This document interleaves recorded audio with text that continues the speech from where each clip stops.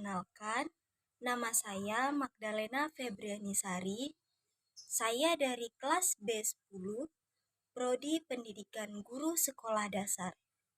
Tugas ini saya buat untuk memenuhi tugas ujian akhir semester Pendidikan Multikultur. Hai teman-teman, hari ini kita akan belajar tentang aku mampu membedakan perbuatan baik dan perbuatan buruk pada mata pelajaran Pendidikan Agama Katolik kelas 3 SD. Adapun tujuan pembelajaran kita pada hari ini yaitu yang pertama, supaya kita dapat mengucap syukur karena hidup di tengah keberagaman. Yang kedua, supaya kita mampu membedakan antara perbuatan baik dan perbuatan buruk. Yang ketiga, supaya kita tahu apa akibat dari perbuatan-perbuatan yang kita lakukan. Mari kita simak bersama-sama penjelasan berikut ini.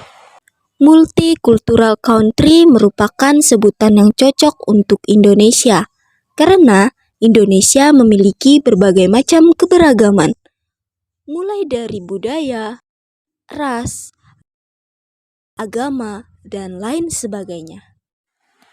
Akan tetapi, perbedaan itu tak membuat kita merasa terikat dan tidak bebas, melainkan dengan adanya perbedaan tersebut membuat persaudaraan di antara kita semakin kuat.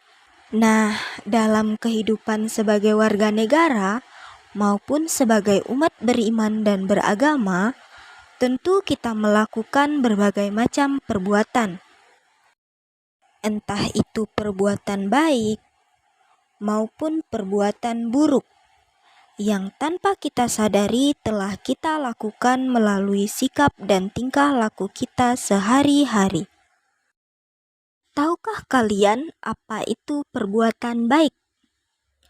Nah, perbuatan baik itu merupakan sikap yang dapat membuat semua orang tersenyum dan gembira, serta membentuk kasih sayang dan kepedulian kepada sesama manusia dan lingkungan.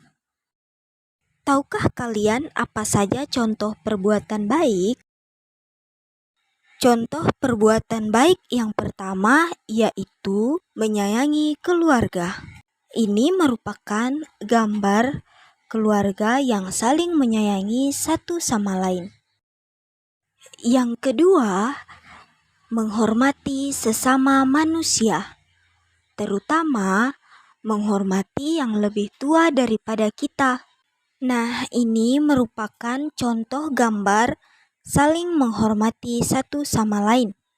Yang ketiga, membuang sampah pada tempatnya. Karena kebersihan itu sebagian dari iman. Nah, ini merupakan contoh gambar orang yang membuang sampah pada tempatnya. Yang keempat, membantu orang yang membutuhkan. Salah satu contohnya adalah membantu teman yang jatuh dari sepeda. Yang kelima, meminta maaf jika bersalah.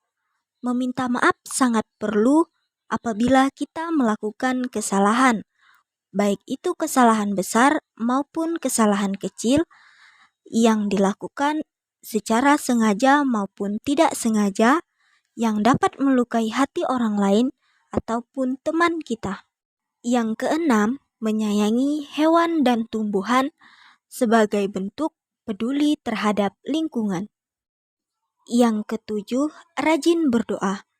Rajin berdoa adalah bentuk kepercayaan dan ketaatan kita kepada Tuhan, karena berdoa merupakan salah satu kewajiban kita sebagai umat beragama. Perbuatan baik yang kedelapan adalah rajin belajar. Rajin belajar supaya kita pandai. Nah, rajin belajar merupakan kewajiban kita sebagai seorang pelajar. Yang kesembilan, menjenguk teman yang sakit. Apabila ada teman yang sakit, untuk menunjukkan sikap kepedulian kita terhadap sesama dan teman, maka kita harus menjenguk teman yang sakit. Yang ke-10, menghargai perbedaan agama, budaya, suku, bahasa, ras, dan lain sebagainya. Karena kita hidup berdampingan dengan sesama kita yang berbeda jenis kelamin, berbeda agama, berbeda bahasa, budaya, suku, dan ras. Ternyata berbuat baik ada manfaatnya. Yang pertama, dikasihi Tuhan. Tuhan sangat senang dengan orang-orang yang mau peduli kepada sesama dan mau berbuat baik. Yang kedua, disayangi orang tua. Karena apabila kita berbuat baik, menurut kepada orang tua, tidak membangkang, maka kita akan disayang oleh kedua orang tua kita. Yang ketiga, memiliki banyak teman. Apabila kita menjadi anak yang baik, maka orang-orang pasti mau berteman dengan kita. Yang keempat, dengan menjadi anak baik, kita tumbuh menjadi anak yang sabar dan murah hati, serta suka menolong banyak orang. Yang kelima, memperkuat hubungan dengan sesama. Karena dengan berbuat baik, kita dapat mempererat tali persaudaraan kita dan memperkuat hubungan persaudaraan kita dengan sesama manusia. Yang selanjutnya adalah perbuatan buruk. Perbuatan buruk adalah kebalikan dari perbuatan baik. Perbuatan ini merupakan suatu tindakan yang dilarang Tuhan, yang dapat merugikan diri sendiri dan juga orang lain. Tahukah kalian apa saja perbuatan-perbuatan buruk? Nah, yang pertama adalah tidak mendengar nasihat orang tua. Yang kedua, tidak mau mengalah satu dengan yang lain. Yang ketiga, berkelahi dengan teman. Yang keempat, suka berbohong. Yang kelima, suka mencuri atau mengambil barang orang lain. Yang keenam, malas belajar. Yang ketujuh, membuang sampah sembarangan. Yang kedelapan, tidak suka merapikan dan membersihkan kamarnya sendiri. Yang kesembilan, suka menjahili teman atau menjahili orang lain. Yang kesepuluh, menyakiti hewan peliharaan. Sama halnya dengan perbuatan baik, ternyata perbuatan buruk juga memiliki dampak bagi kita apabila melakukan perbuatan buruk. Adapun dampak dari perbuatan buruk, yaitu yang pertama, dijauhi teman. Apabila kita jahat kepada teman, suka menjahili teman, maka kita akan dijauhi oleh teman-teman kita. Yang kedua, dimarahi orang tua. Apabila kita berbohong, malas belajar, dan tidak mendengarkan nasihat kedua orang tua kita. Perbuatan buruk dapat merusak pertemanan atau bahkan persaudaraan. Karena sikap kita yang buruk terhadap orang lain, maka pertemanan atau persaudaraan kita bisa saja rusak. Karena perbuatan kita mungkin yang kita lakukan telah melukai hati orang lain atau membuat orang lain bersedih.